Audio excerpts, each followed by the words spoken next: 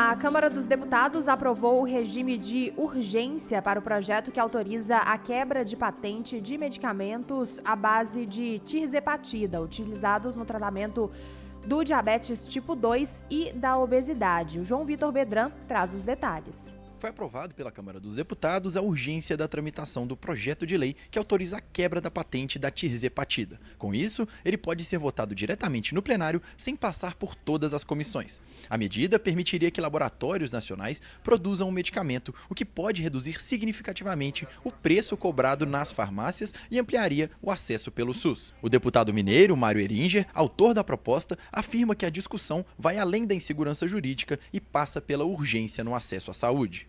Acima do interesse econômico, acima da tal de insegurança jurídica, existe a insegurança de saúde no Brasil, que é muito maior. O Brasil não pode, a pretexto de insegurança jurídica no campo da saúde, deixar o nosso povo ficar atrasado 10, 20 anos em termos de tecnologia médica.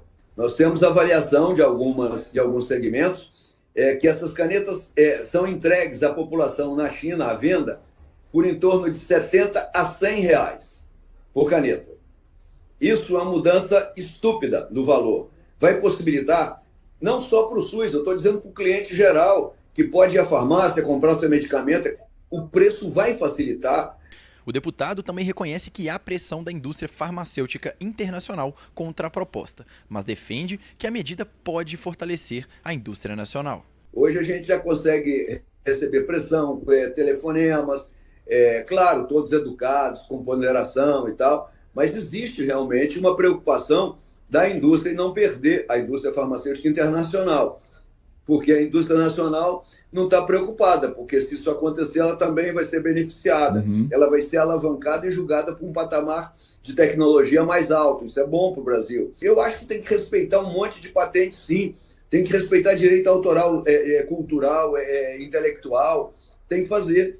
Mas algumas coisas não podem ser, porque se o Brasil não começar a fazer o que a China já fez, o que o Japão já fez lá no pós-guerra, nós vamos continuar sendo subalternos e controlados pela indústria, não só farmacêutica, a indústria de armas, a indústria de tudo, de tecnologia, a gente vai ficar para trás. O projeto agora segue para a tramitação acelerada na Câmara e, caso seja aprovado, poderá abrir caminho para a produção nacional da tirzepatida, reduzindo custos e ampliando o acesso ao tratamento para diabetes e obesidade no Brasil. Da Rede 98, João Vitor Bedran. O que facilita essa discussão ser feita no Brasil foi ainda bem a possibilidade que tivemos de criar uma política de quebra de patentes iniciada pelo ministro da Saúde, José Serra, ainda nos anos 90, enquanto ministro da Saúde. Eu não vou me recordar se na primeira ou na segunda gestão Fernando Henrique Cardoso à frente da presidência da República.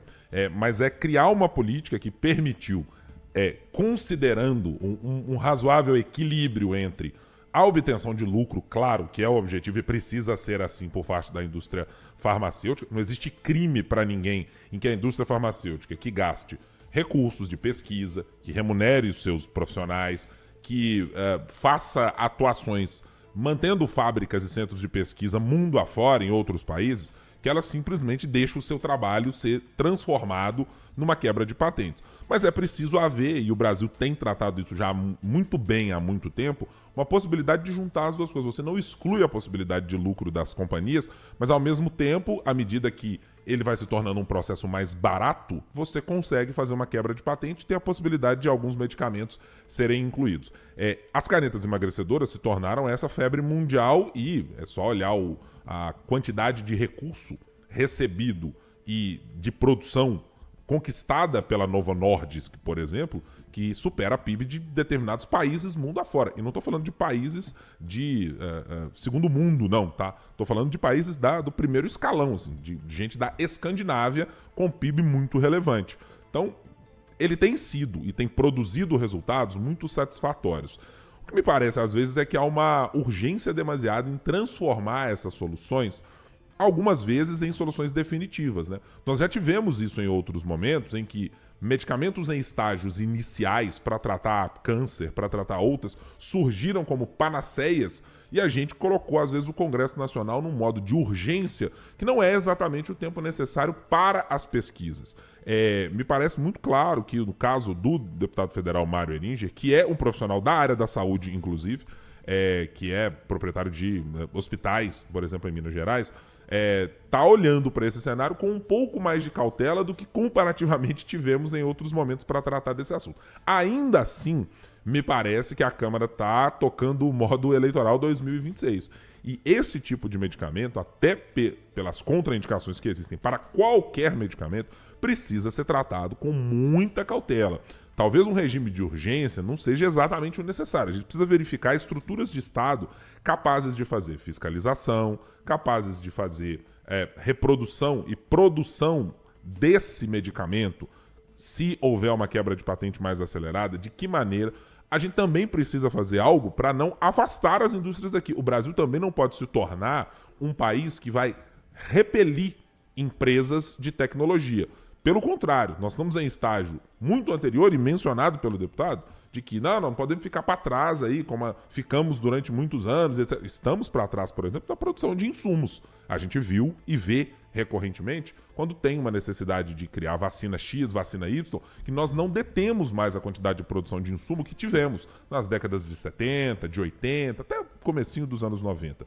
Então eu acho que precisa de um pouquinho mais de cautela nesse cenário. Sim, ele surge como uma possibilidade de reduzir um grande problema nacional. O Brasil está se tornando um país mais obeso ao longo do tempo. E isso desde as crianças até as pessoas da terceira idade. Mas isso não implica em necessariamente a gente sair correndo desesperadamente para dar uma solução que parece muito boa à primeira vista, mas que ela carece de muita cautela e moderação para ser transformado em algo que a gente vai fazer. Não, passa na farmácia, compra sua canetinha e siga a sua vida normalmente. Tem muitas outras coisas a serem feitas de reeducação alimentar, de reequilíbrio de cobrança de impostos em determinados alimentos que são comercializados, em melhorar a nossa relação com produtos que são feitos por aqui, né? Aqueles do campo, que são muito mais saudáveis. Então, assim, tem outras discussões, mas essa é uma delas certamente de muita relevância. Ibra, a lei dos genéricos foi aprovada há exatamente 27 anos e um dia. Foi no dia 10 de fevereiro de 1999, no Então, segundo mandato de Fernando Henrique Cardoso. Perfeito, segundo mandato, quando o José Serra já tinha assumido como ministro da Saúde, depois da